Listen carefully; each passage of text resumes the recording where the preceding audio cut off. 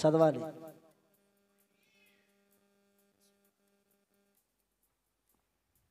మొదటి సమూయేలు 15:22. తీలేదా బైబిల్లో? చదవరే.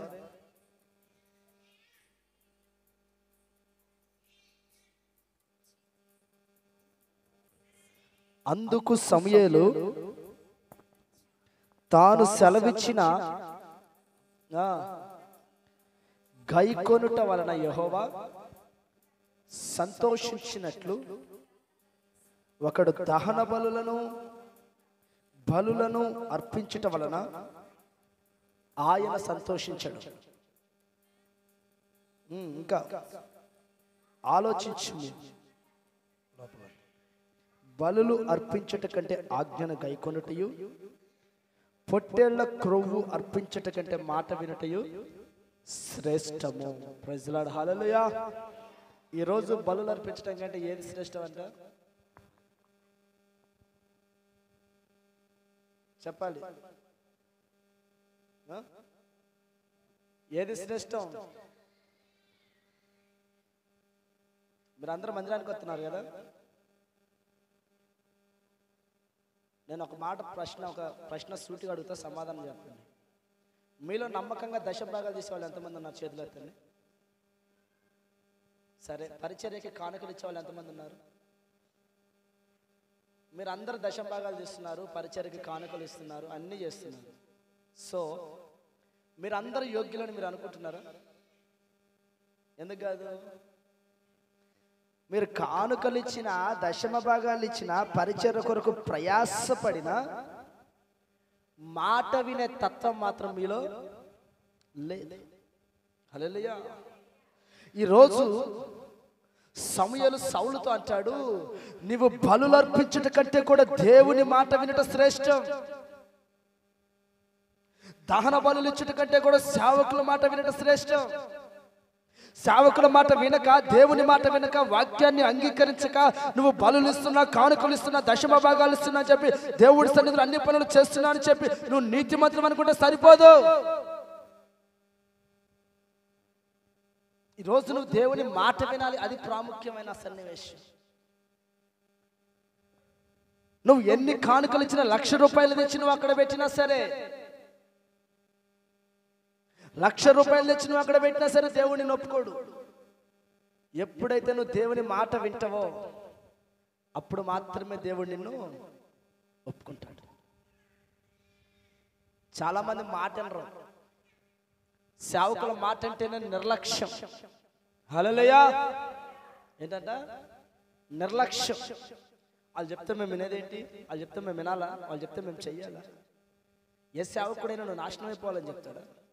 నీ జీవితం బాగుపడాలని చెప్తాడు. కొన్నిసార్లు సేవకులు గద్దించినప్పుడు కఠినమైన మాట నీ హృదయానికి తాకినా అది నీ ఆత్మీయ ఎదుగుదలకే నువ్వు దాన్ని వాడుకోవాలి. నన్ను తిట్టారు, నా మీద కోపం, ఎన్ని. ఈరోజు మాట వినటం ప్రాముఖ్యం నీ జీవితంలో. మనమా మాట? హల్లెలూయా. అక్కడ సమూయేలు ఎందుకు ఈ మాట మాట్లాడాల్సి వచ్చిందంటే, దేవుడు అంట సౌలు ఒక ప్రాంతానికి, ఒక దేశం మీదకి యుద్ధానికి వెళ్తున్నప్పుడు, ఆ యుద్ధంలో ఎల్లాలా వద్దా, గెలవాలా లేదా అని చెప్పి సమూయేలు ప్రార్థన చేయగా దేవుడు మాట్లాడుతూ అన్నాడంట, ఆ దేశం అంతటిని, ఆ ప్రాంతం అంతటిని సమూలంగా కాల్చివేయమన్నాడంట. మరి వెళ్ళాడు, యుద్ధం చేశాడు, గెలిచాడు. అయితే దేవుడు ఏం చెప్పాడు? మొత్తాన్ని చీపురుపులతో సహా మొత్తాన్ని తగలబెట్టేమన్నాడు. ఈడేం చేశాడంటే, ఈ పనికి మాలినోడు బలిసిన ఎద్దులను, క్రొవ్విన పొట్టేళ్లను, బలమైన ఒంటెలను, వాడికి కావలసిన ఆస్తిని, ఐశ్వర్యాన్ని మొత్తం మూటగట్టుకొని తెచ్చుకున్నాడు. Praise lord. ఇశ్రాయేలీయులకి మొట్టమొదటి రాజు సౌలు మహారాజు. దేవుని చేత ఏర్పాటు చేయబడిన వాడు. ఇక ఒక గొప్ప దైవజనుడైన సమూయేలు చేత అభిషేకించబడిన వాడు. ఆ కాలంలో ఒక గొప్ప రాజు. ఆ రాజు డబ్బుకు కక్కుర్తిపడి, పశువులకు ఆశపడి, దేవుడు చెప్పిన మాటలు లక్ష్య పెట్టకుండా పనికి మాలిన వాటిని, పనికిరాని వాటిని కాల్చివేసి, ప్రజలను కాల్చివేసి, వాడికి అవసరమయ్యే సంపద మొత్తాన్ని తెచ్చుకున్నాడంట. వెంటనే సమయలు ప్రార్థన చేస్తుంటే దేవుడు మాట్లాడుతున్నాడంట, సమయలో సౌలు మన ఆజ్ఞని ధిక్కరించాడు, మనము చెప్పాము మొత్తము కాల్చమని. కానీ ఆడేం చేశాడు, వాడికి అవసరమైన వాటిని తెచ్చుకున్నాడయ్యా, ఎల్లు గద్దించు. వెంటనే సమయం వెళ్ళి, అయ్యా మొత్తం కాల్చావా? కాల్చా పాస్టర్ గారు. సౌలా నిన్నే అడుగుతున్నా, సమస్తం నిర్మూలన చేసావా? అయ్యగారు నిర్మూలన చేశా. అమ్మా నిన్నే అడుగుతున్నా, టీవీలు చూడటం మానేసావా? అయ్యగారు మానేసా. బూతులు మాట్లాడటం మానేసావా? మానేసా. ద్వేషం మానేసావా? మానేసా. కలహాలు మానేసావా? మానేసా. మరి నాకు కనబడుతున్న ఈ మత్సరత ముడత నాకు కలంకములు ఏమిటి? ఆలోచించు. సమయాలు అడుగుతున్నాడు, అయ్యా చంపినవా? నిర్మూలన చేసావా? కాల్చవా? అయ్యా కాల్చా. అవునా? మరి నాకు వినపడుతున్న ఆ ఎడ్ల రంకెలు ఎక్కడి? నాకు వినపడుతున్న ఆ పశువుల అరుపులు ఎక్కడి? సాకు. అయ్యా మన దేవాది దేవుడైన యెహోవాకి బలి అర్పించడానికి తెచ్చానయ్యా. ఎక్కడి నుంచి? పాపములో నుంచి ప్రభువుకు ప్రతిష్ఠించడానికి తెచ్చాడు. సేవకుడు నువ్వు తప్పు చేయొద్దు, పాపం చేయొద్దు, సినిమాలు చూడొద్దు, టీవీలు చూడొద్దు ఎన్ని మార్లు చెప్పినా వినకుండా పాపము, లోకము, శాపము సమస్తాన్ని నీ హృదయంలో పెట్టుకొని సేవకుడు మారావమ్మా? అయ్యా మారా. అవునా? మరి మన సినిమా హాల్ కూడా కనిపించింది ఎవరమ్మా? అది ఎందుకో మనసు అట్టు గుంజితే పోయానయ్యా. మరి వైన్ షాప్ కూడా కనిపించింది ఎవరయ్యా? కొద్దిగా నేలకి పీకితే పోయానయ్యా. ఈరోజు దేవుడి విషయంలో నువ్వు ఆయన మాట కనుక వినకపోతే ఆయన వెంటనే ఉమ్మి వేస్తాడు. ప్రజలా నువ్వు ఇచ్చే బలులు, దహన బలులు, అర్పితములు కాదు ఆయనకు కావాల్సింది. ఆయనకి కావాల్సింది ఆయన మాట నువ్వు వినటమే. ఈ రోజు లోకంలో చాలా మంది క్రైస్తవులు సైతం ఆత్మహత్యలో పడిపోతున్నారంటే కారణం దేవుని మాటను నిర్లక్ష్యపరిచేవారు. ఎన్నిసార్లు చెప్పినా మారు, ఎంత చెప్పినా మారు. పాడిందే పాటరా పాశపల్ల దాసుని, అదే పాపరత జీవితం. ప్రజలా ఈరోజు దేవుడు నీ జీవితాన్ని బాగు చేయడానికి మాట మాట్లాడుతున్నాడు. ఏమని? ఆయన మాటని వినాలని, సేవకుని మాటను వినాలని. మనకి దేవుని మాట లేకుండా సేవకుల మాట ఏమంటాం మనం? హల్లెలూయా. దేవుని మాటే మనకి నచ్చదు, సేవకుల మాట ఏంటావా? సాక్షాత్తు దేవాది దేవుడు చమ్మా టీవీ చూడటం మానేంటే మానేస్తావా? అయ్యా ఈ సీరియల్ ముగింపు వచ్చింది, ఈ మొగల రేకులు ఎవరి రేకులు లేకపోతే చూసిన దాకా నేను మానలే అంతేనా? దేవుడు ఎంత మాట్లాడినా నీ హృదయం మారదు, ఎంత చెప్పినా నీ ఆలోచన మారదు. నువ్వు దేవుని మాట వినవు. అక్రమము చేయు వారులారా నా యొద్ద నుంచి తొలగిపోండి. ఆయన మాట వినకపోవటమే నువ్వు అక్రమం. హల్లెలూయా. ఆజ్ఞాతిక్రమమే మహాపాపం అంట తెలుసా? బైబిల్లో ఉందా లేదా మాట? పాపం అంటే ఏదో కాదు, ఆజ్ఞ అతిక్రమమే పాపము. ఆయన ఇచ్చిన ఆజ్ఞ పాపము చేయొద్దు, నువ్వు దాన్ని అతిక్రమించావు, అది పాపమా కాదా? మరి ఆయన మాట వినకపోతే ఆయన నిన్ను ఎందుకు లక్ష్య పెడతాడు ఇక్కడ? ప్రజలా హల్లెలూయా. ఈ రోజు నీ జీవితంలో ప్రాముఖ్యంగా జరగాల్సిన ఒక గొప్ప ఘనమైన కార్యం ఏమిటంటే, నీవు నీ మాట వినట కంటే, నీ బంధువుల మాట వినట కంటే దేవుని మాట, దైవ సేవకుల మాట వినట నీకు శ్రేష్టం. ప్రజలా హల్లెలూయా. ఒకవేళ నీ సేవకుడు చెప్పే మాటలో ఏదైనా తన స్వార్థం అనేది ఉంటే ముందే గుర్తెరుగు. తన స్వార్థం ఉంటే దేవుడే విడిచిపెట్టాడు. కానీ నిస్వార్థంగా సేవకుడు నీ జీవితాన్ని సరిచేసుకోమని చెప్తున్నప్పుడు ఆ మాటకి నిన్ను నువ్వు లోపరుచుకోకపోగా నాకెందుకు చెప్తున్నాడు, నా మీద ఎవరు చెప్పారు, ఈయనకి నా మీద ఎందుకు ఇలా కోపం, ఈ యొక్క పనికి మాలిన ఆలోచన. హల్లెలూయా. ఈరోజు అది మారాలి, అది మారాలి. దేవుడు చెప్తున్న శ్రేష్టమైన మాట, నా మాట నీ వింటే నీకు శ్రేష్టం. నా మాట నువ్వు అనుసరిస్తే నీ జీవితం బాగుపడుతుంది. నా మాటకి నువ్వు లోపడితే నీ జీవితం ఆశీర్వాదకరంగా మారుతుంది. నా మాట వింటే నువ్వు బ్రతుకుతావు. నా మాట వింటే నీ పాపం తొలగిపోద్ది. నా మాట వింటే నీ శాపం కొట్టివేయబడుతుంది. కేవలం ఆయన మాట వింటేనే. అదే మాట వినకపోతే పాపం నీ మీదే, శాపం నీ మీద, రోగం నీ మీద, లోపం. హల్లెలూయా. ఈరోజు నేను మీకు ఇద్దరు భక్తులను కనపరుస్తాను. వినే ఓపికందా? ఓపిక ఉన్న వాళ్ళందరూ ఒకసారి హల్లెలూయా చెప్పండి. చాలా డల్గా చెప్తారు, చాలా సప్పగా చెప్తారు. ఎంతమందికి వినాలని ఆశ ఉంది ఒకసారి చేయొచ్చు. ఇద్దరి జీవితాలు నేను మీకు చూపిస్తాను. ఎంతమందికి వినాలని? సగం లేపితే చేతులు లేవట్లేదా? ఏమా నువ్వు విన్నామని చెప్పి నిర్లక్ష్యం ఉన్నావా? హల్లెలూయా. సరే, మొదటిగా దేవుని బిడ్డ కాని వాడి గురించి నేను మీతో మాట్లాడతా. దేవుని బిడ్డ కాదు, ఇశ్రాయేలీయుడు కాని వాడిని గురించి. హల్లెలూయా. 2వ రాజుల గ్రంథం 5వ అధ్యాయం 13వ వాక్యం. మంచి నీళ్ళు ఇస్తారు కొన్ని. 2వ రాజుల గ్రంథం 5:13. అయితే అతని దాసులలో ఒకడు,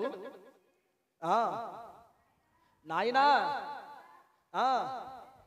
ఇంకా ఏదైనా ఒక గొప్ప కార్యమును ఆయన చేయమనిన ఎడల నువ్వు చేయకుందువా? ఆయన ఇప్పుడు నీతో ఏం చెప్పాడు? స్నానము చేసి శుద్ధుడవు కమ్మని చెప్పాడు. హల్లెలూయా. ఇక చాలు చదివిన వరకు. ఒక సైన్యంలో ఉన్న ఒక శిష్యుడు తన సైన్యాధిపతితో అంటున్నాడు, నాయనా ఆయన నిన్ను ఏదైనా దానము చేయమన్న ఎడల, ఏదైనా హోమము చేయమన్న ఎడల, యోగము చేయమన్న ఎడల నువ్వు చేయవా? ఆయన ఏం చెప్తున్నాడు? స్నానము చేసి నువ్వు శుద్ధుడుగా మారు. ఎవరు చెప్పేది? ఎవరండి చెప్పేది? చెప్పాలి. హల్లెలూయా. ఉంటది అక్కడే. దైవజనుడు చెప్పినట్లు నువ్వు యోర్దానులో మునిగిన ఎడల బాగుపడవా? ఇది ఎక్కడి నుంచి ప్రారంభమైందంటే, ఇశ్రాయేలీలు చెరబట్టబడిన కాలంలో షమ్రోను అనే ప్రాంతంలో ఒక పాస్టర్ గారు ఉన్నారు. హల్లెలూయా. ఒక పాస్టర్ గారు ఉన్నారు. ఆయన ఒక గొప్ప సేవకుడు. అయితే ఆ కాలంలో సిరియా దేశంలో నయమాను అనే ఒక సైనికుడు ఉన్నాడు, ఒక సైన్యాధిపతి. ఈ సైన్యాధిపతి అడుగుపెట్టిన ప్రతి ఒక్క చోట, ఎక్కడ అడుగు పెడితే అక్కడ ఆ యుద్ధంలో దేవుడు ఘనమైన విజయాన్ని ఇచ్చేవాడు. హల్లెలూయా. ఈ సైన్యాధిపతి ఏ ప్రాంతానికి వెళ్ళినా సరే విజయమే, శత్రువులపైన విజయమే, యుద్ధంలో విజయమే. ఎక్కడ దేనిని ఓడించాలన్నా ఒంటి చేస్తూ సమస్తాన్ని ఓడించుకుంటా నిర్మూలము చేసుకుంటా వస్తున్నాడు ఈ నయమాను. అయితే ఈ నయమాను వెళ్ళిన ప్రతి ఒక్క చోట యెహోవాయే నయమానికి విజయాన్ని కలిగించేవాడంట. Praise the lord. అమ్మ బయటికి వెళ్ళి కూర్చున్న పిల్లల్ని తనివి తెర చూసినప్పుడు మళ్ళీ చెప్తున్నాను, ఇక్కడ నిలబడి మీరు బైబిల్ కూడా మూసి నాకెళ్ళే చూడండి, అప్పుడే మీకు అర్థమవుతుంది. హల్లెలూయా. ఈ నయమాను వెళ్ళిన ప్రతి ఒక్క చోట దేవుడు నయమానికి విజయాన్ని ఇస్తున్నాడు. ఎంతో గొప్ప పరాక్రమం కలిగిన వాడు, బలవంతుడు, బలశూరుడు, విజయశీలుడు అని చెప్పి ఒక గొప్ప పేరును పొందాడు. ఆ సిరియా దేశపు రాజు కూడా నయమానుని ప్రేమించే స్థితిలోకి నయమాను ఎదిగిపోయాడు. అయితే ఈ నయమానులో ఒక చిన్న లోపం ఉంది. ఏముంది? ఏంటిది? కుష్టి రోగం. హల్లెలూయా. ఇంత ఘనవంతుడు, ఇంత పరాక్రమవంతుడు, ఇంత బలశౌర్యుడైన ఈ నయమానికి కుష్టి రోగం ఉందంట. అయితే ఈ నయమాను చెరబట్టబడి తీసుకొచ్చిన కొంతమందిలో ఒక చిన్న బిడ్డ నయమాను భార్య దగ్గర పని చేసేది ఒక పని మనిషి. అలా ఉన్నప్పుడు ఈ చిన్న బిడ్డ ఆ నయమాను చూసి నయమాను భార్యతో అంటదంట, యజమానురాలా, మన యజమానుడు వెళ్ళిన ప్రతి ఒక్క చోట దేవుడు విజయాన్ని ఇస్తున్నాడు కదా. అయితే మన యజమానుడిలో కుష్ఠరోగం అనే ఒక లోపం ఉంది. అయితే నేను అనుకుంటున్నాను, షమ్రోను పట్టణంలో ఒక పాస్టర్ గారు ఉన్నాడు. ఆ పాస్టర్ గారి దగ్గరికి మన యజమానుడు వెళ్తే ఆయనకున్న కుష్టి తొలగిపోయింది. Praise the Lord. ఆ ప్రాంతంలో ఉన్న సేవకుడి దగ్గరికి మన నయమాను వెళ్ళాడనుకో బాగుపడతాడమ్మా అని చెప్పిందంట. వెంటనే ఈమె పోయి తన యజమానుని పిలిచి, అయ్యగారు, మన భాషలో అయితే బావగారు పలానా ప్రాంతంలో పాస్టర్ గారు ఉన్నారంట, ఆయన ప్రార్థన చేస్తే తగ్గిపోద్దంట, నువ్వు అన్నింటిలో విజయాన్ని పొందావు, కానీ ఒక్క లోపం నీలో ఉంది, ఇది కూడా ఉండకూడదు కాబట్టి పాస్టర్ గారి కాడికి వెళ్ళాను. వెంటనే నయమాను కూడా ఆశతో ఆ రాజుగాడికి వెళ్ళి ఆ రాజుగారితో మాట్లాడి ఒక పత్రిక రాయించుకున్నాడంట. ఈ కాలంలో ఒక ఊరి నుంచి ఒక ఊరికి, ఒక ప్రాంతం నుంచి ఒక ప్రాంతానికి వెళ్ళాలంటే ఏది లేదు, బస్ టికెట్ ఉంటే చాలు. కానీ ఆ కాలంలో ఒక దేశం నుంచి ఇంకో దేశానికి రావాలంటే ఖచ్చితంగా వాళ్ళ దేశపు రాజు యొక్క పత్రిక అనేది ఉండాలి. పత్రిక రాయించుకొని సరాసరి ఇశ్రాయేలు రాజు కాడికి వచ్చాడు.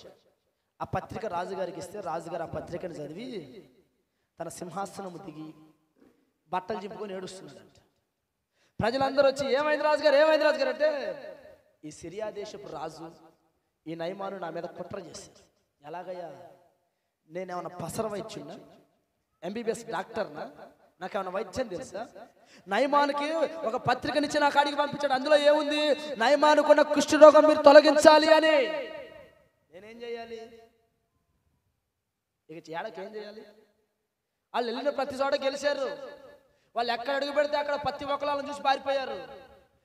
మనతో కొద్దిగా మంచిగా ఉన్నారు అనుకునేటానికి మన మీద వైరానికి వచ్చారు. ఎట్టా? ఈ కుష్టి రోగాన్ని తొలగించాలనే ఆలోచనతో. ప్రైజ్ లార్డ్, హల్లెలూయా. ఎప్పుడైతే ఈ మాట ఆ నోట ఈ నోట పాకి పాస్టర్ గారి దగ్గరికి చేరిందంట. హల్లెలూయా. ఎక్కడికి వెళ్ళింది? అయితే ఈ రాజు ఏడ్చే సంగతి పాస్టర్ గారికి తెలిసి పాస్టర్ గారు ఒక లెటర్ పంపించాడు. ఒక లెటర్, ఒక పత్రిక.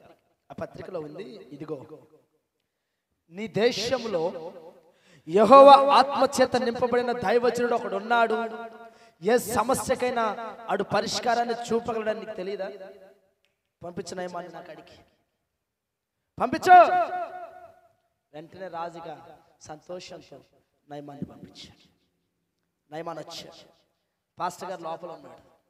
మంచం మీద కూర్చున్నాడో పడుకున్నాడో కుర్చీలో ఉన్నాడో, పాస్టర్ గారు లోపల ఉన్నాడు. అయితే నయమాన్ ఎప్పుడైతే వచ్చి సేవకుని యొక్క గృహం ముందు నిలబడ్డాడో, లోపల నుంచి నయమాను దగ్గర ఉన్న శిష్యుడు గెహజీ బయటకు వచ్చాడు.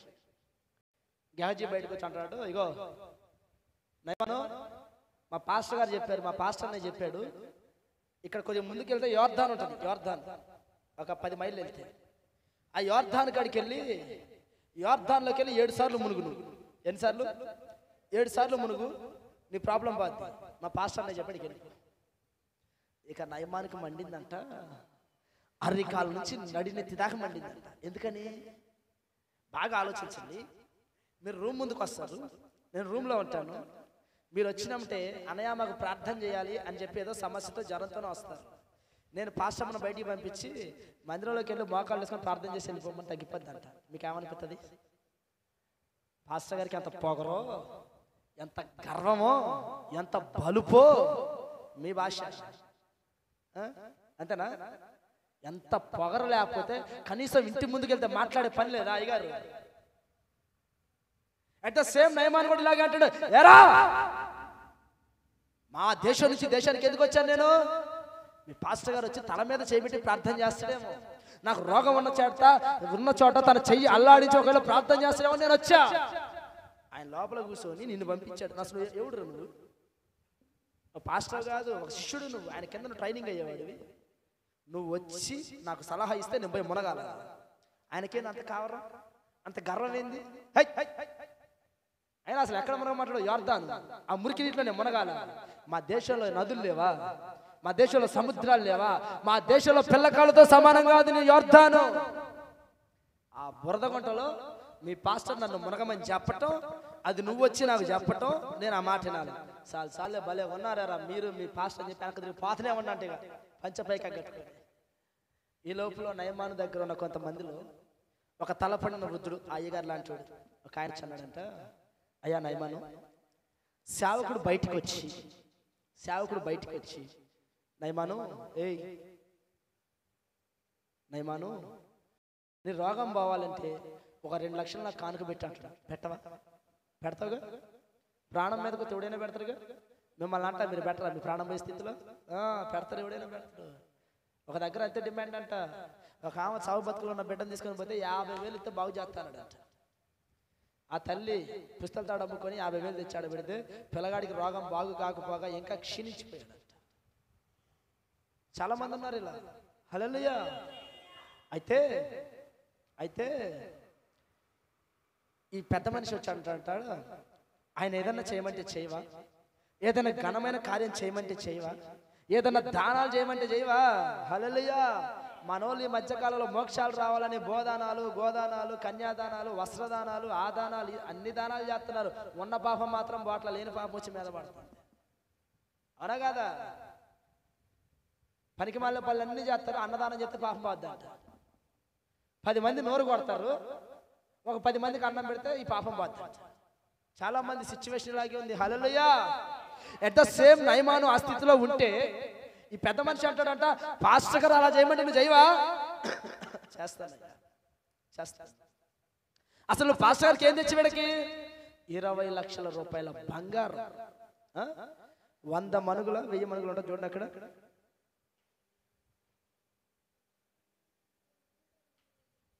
20 మనుగుల వెండియు, 1,20,000 రూపాయల బంగారును, 10 దుస్తుల బట్టలను తీసుకొని ఎన్ని ఆయన కోసమే తెచ్చావు. ఆయన అడిగితే నువ్వు ఇస్తావుగా? ఆయన ఏమన్నా అడిగాడా? ఏమడగల.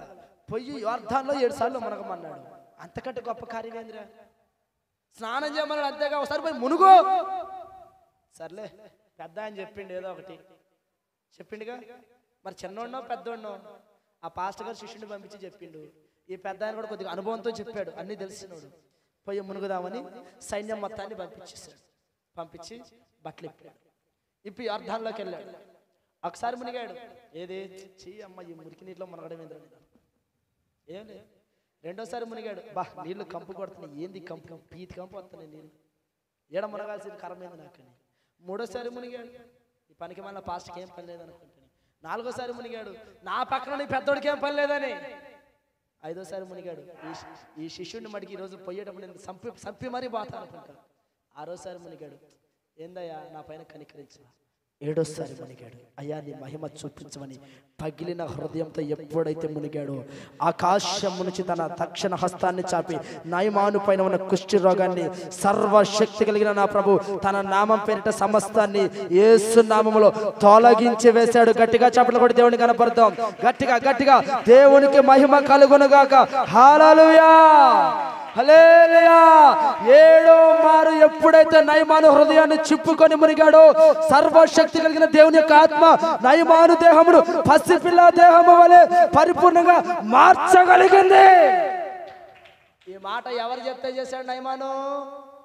దైవజనుడు చెబితే. చదవండి ఆ మాటని. ఆ మాట 14వ వాక్యం 15 14వ వాక్యం చదవాలి. అతడు పోయి దైవజనుడు చెప్పినట్లు యోర్దాను నదిలో 7 మార్లు మునగగా అతని దేహము పసిపిల్ల దేహము వలె అయ్యి అతడు శుద్ధుడాయను. Praise the Lord. నయమానికి స్వస్థత పాస్టర్ గారు ప్రార్థన చేస్తే కలిగిందా? ఆయన మాట వింటే కలిగిందా? మరి నీకేంది? ఇక్కడ కుష్ఠరోగులు చాలా మంది ఉన్నారు. చేతులు ఎత్తండి. నేను కుష్ఠరోగిని అన్నోళ్ళు, నేను కుష్ఠరోగిని అన్నవాళ్ళు చేతులు ఎత్తండి. మర్మంగా మాట్లాడుతున్నాయి మాట. మీలో ఎవరికి కుష్ఠరోగం ఉందో వాళ్ళు చేయెత్తండి. 3 ఎత్తారు. యేసు నామములో దేవుడు వాళ్ళని దీవించునుగాక. నేను చెప్పే కుష్టి రోగం ఏంటో తెలుసా? నీ హృదయంలో ఉన్న పాపం. అది కుష్టి రోగం కంటే ఇంకా భయంకరమైన వ్యాధి. లేదా మీలో పాపం? కలహం లేదా? అసూయ లేదా? ద్వేషం లేదా? కల్మషం లేదా? ఇంత పనిలో ఉన్నప్పుడు దైవజనుడి మాట వినాలి. అది వింటే నీలో ఉన్న కుష్టి.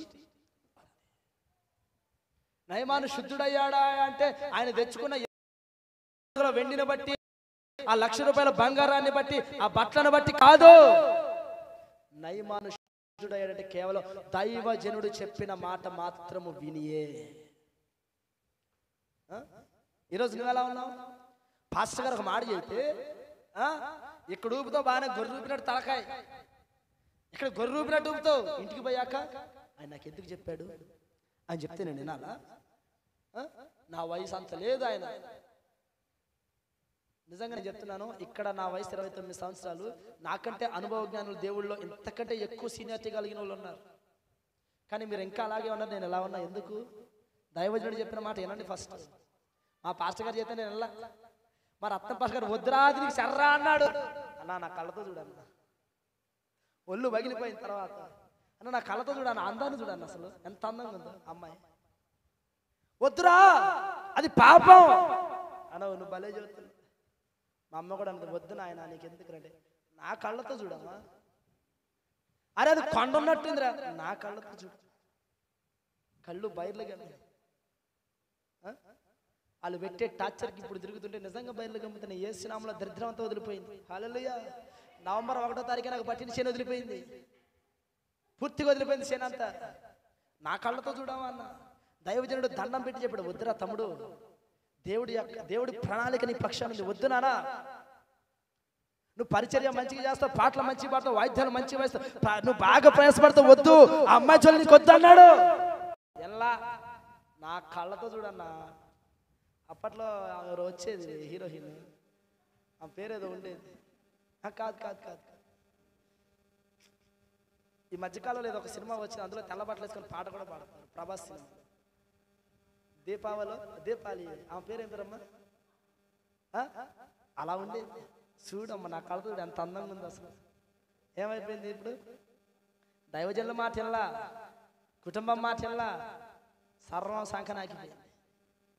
హల్లెలూయా. ఈ రోజు నువ్వు దైవజనుడి మాట లక్ష్య పెట్టడమే నీ జీవితంలో ప్రాముఖ్యమైన ఘట్టం. ఎప్పుడైతే నువ్వు దైవజనుడి మాట వింటావో, సమయాలు అంటున్నాడు, నువ్వు బలులు అర్పించడం నాకు ఇష్టం లేదు కానీ నా మాట వినడమే నువ్వు శ్రేష్ఠ.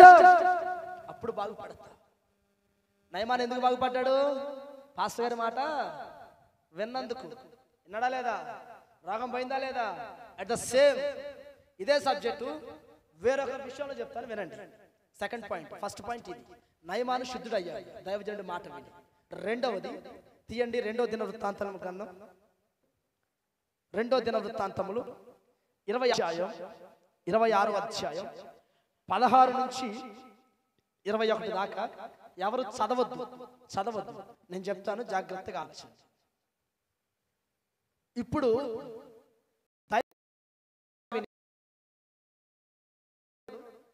ఇశ్రాయేలీయుడా పరవాస. సో ఇప్పుడు దేవుని పిల్లలైన ఇశ్రాయేలీలోనే ఒకడు, ఈడు ఇశ్రాయేలీలకి రాజు. ఈయన పేరు ఉజ్జియా. ఏం పేరు? దేవుని మాట విని దైవజనుడి మాట విని శుద్ధుడైనోడి పేరు నయమాన్, సిరియా దేశం. దేవుని మాట వినకుండా నాశనం అయిపోయిన వాడు ఉజ్జియా. ఇశ్రాయేలీయుడు అంటే దేవుని పిల్లవాడు, వాడు అన్యుడు, ఒక మాటకి లోబడ్డాడు. వీడు క్రైస్తవుడు, ఎన్ని చెప్పినా మారలేనివాడు. అయితే ఈ ఉజ్జియా ఇశ్రాయేలీయుని లేదా మైక్ వస్తుంది, పిల్లలు చూసుకుంటే ఆటలం కాదు. ఇశ్రాయేలీల రాజైన ఉజ్జియా కొద్దిగా పెద్దవాడయి కొద్దిగా ఆస్తి సంపాదించుకుని స్థిరపడిన తర్వాత తన హృదయంలో గర్వం ప్రారంభమైంది. ఏం ప్రారంభమైంది? గర్వం. ఆ గర్వం అంటే మందిరానికి వచ్చిన కొత్తలో కొద్దిగా పాటలు పాడడం వచ్చిన వాక్యం చెప్పడం వచ్చిన కొద్దిగా ఒక ఉన్నతమైన స్థితి కలిగిన ఈ హృదయాలు ఎలా ఉంటాయంటే, పాస్టర్ గారు కాదు, పాస్టర్ గారి కంటే మేమే ముందట్లాడతారు. ప్రైజ్లా హల్లెలూయా. అటువంటి వాళ్ళు మన మధ్య కూడా లేకపోతే జాగ్రత్త. తలల మీద చేయబెట్టి చెప్పాలి, ఎవరు పడితే వాళ్ళు తలల మీద చేతులు పెడితే లేనిపోని శాపాన్ని తెచ్చుకుంటారు. జాగ్రత్త.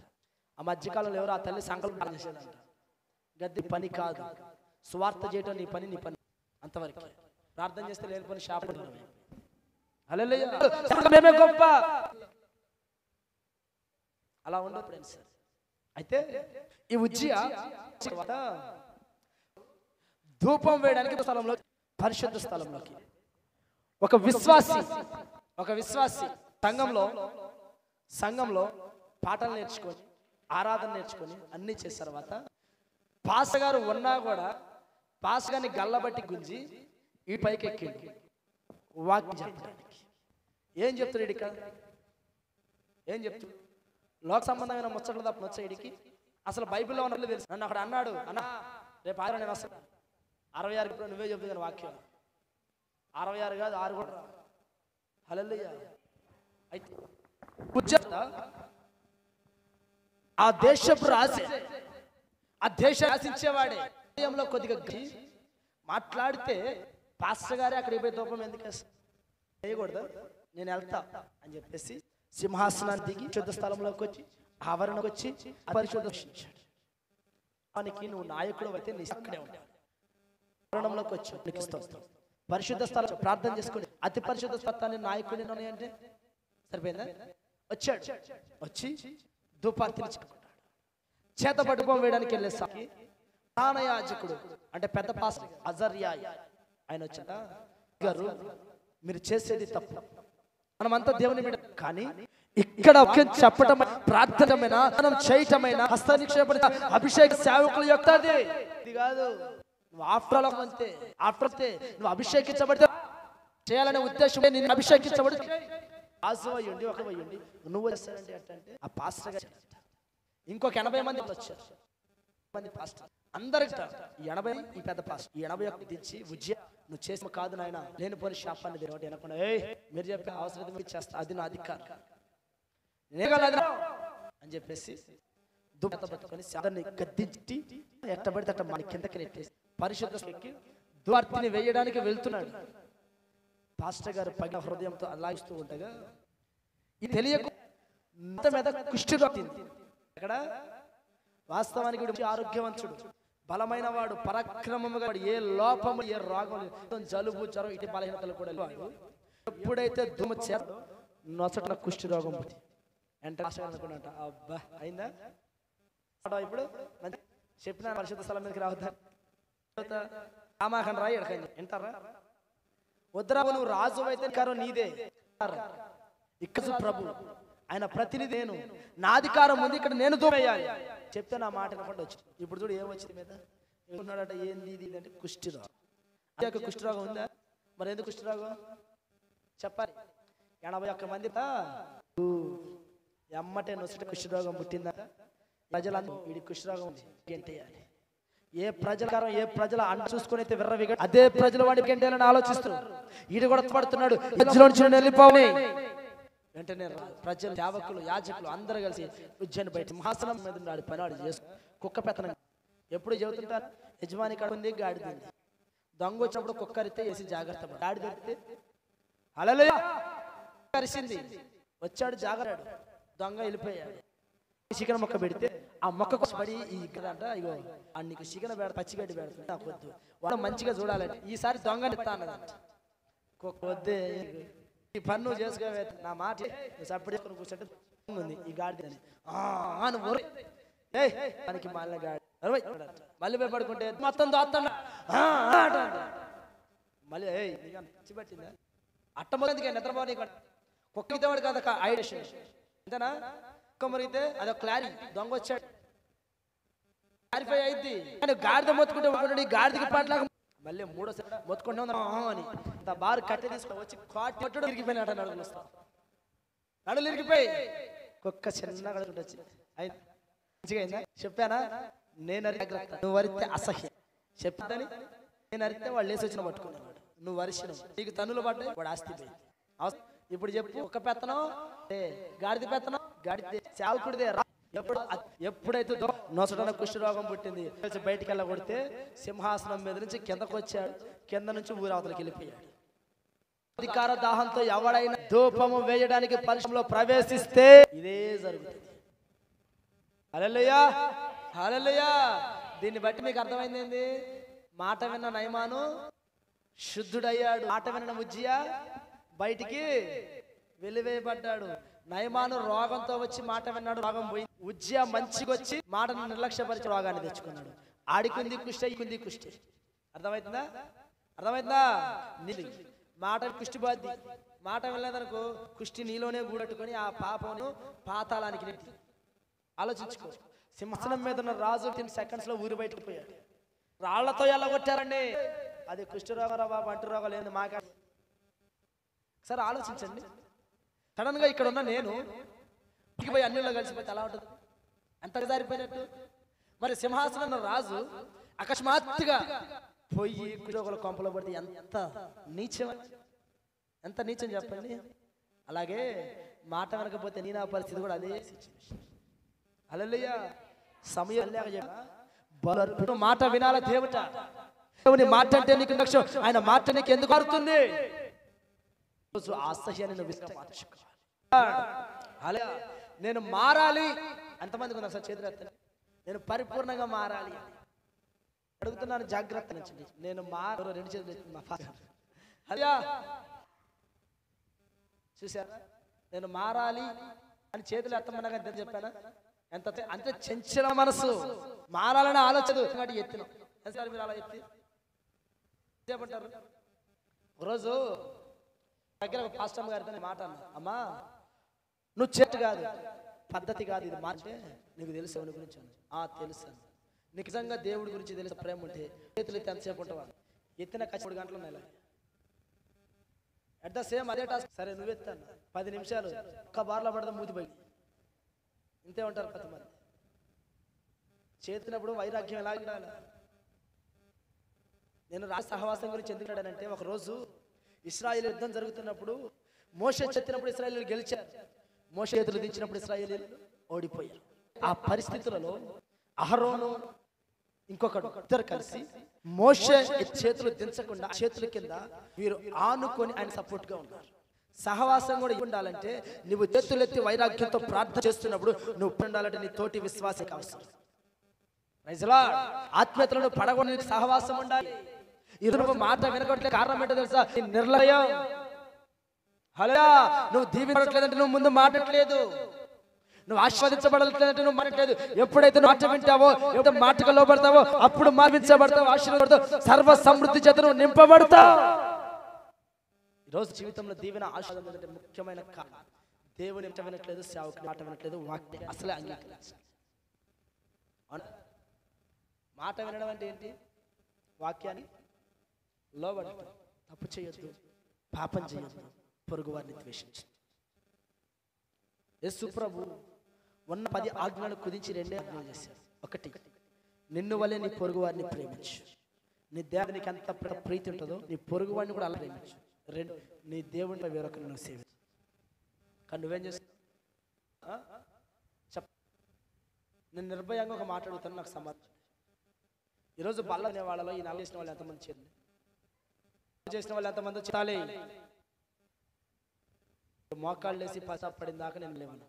మా మాట ఎన్నాళ్ళు చెప్పినా మీ ఏంటి? మాట వినే హృదయం మీకు లేదు కదా. పోయిన వామలని ఈరోజు ఒప్పుకున్నారు. మీరు పశ్చాత్తాపడి మీకు బల్ల ఇవ్వను. వైరాగ్యం కలిగిన విషయం ఒక్కళ్ళున్నా చాలు. తాలిగింజలు ఎందుకు ఇవన్నీ? తాలిగింజలు రేపు దేవుడు తూకం పడతాడు. ఇందులో తాలిగింజ కాబట్టి వీటిలో ఏముండదు, రాదు. అదే శ్రేష్ఠ గోధుమ గింజ అనుకో, దేవుడు వచ్చి పట్టుక ఉన్న ఆశీర్వాదకరమైన పడుతుంది. కావాలి నాకు తాలిగింజలు ఎందుకు? మాలి గింజలు మారాలి. ఎన్నిసార్లు చెప్పారు? ఎందుకు మాట వినరు? సమయం నాడు మీరు మాట వింటే బాగుపడతారు. వింటే సమూయేలు మాట వినడందుకు, దేవుడి మాటకు సౌలు తన కత్తితో పొడుచుకొని చచ్చిపోయాడు. ఇదే ఎందుకని? సేవకుడి మాట వినిపిస్తున్న ఒక చిన్న వద్దన్న దాన్ని ఉన్నందుకు సింహాసనం పోయి, కుటుంబం సమస్తింది, అన్నీ పోయినాయి. దాన్ని కూడా వాడి కత్తితో పొడుచుకొని తీసుకుంటాడు. ఆ స్థితి నీకు అవసరమా? అలా వింటే ఎలా ఉంటావు చెప్పాలి. మాట వింటే ఎవరిలాగుంటావు? వినకపోతే ఉజ్జియావా చెప్పాలి. మీలో ఉజ్జియాలు ఎంత, నయమానులు ఎంతమంది? నేను ఉజ్జియాలా ఉంటుంది ఎత్తండి. హలో, ఉజ్జియాలా ఉంటారు అందరూ గట్టిగా హలో.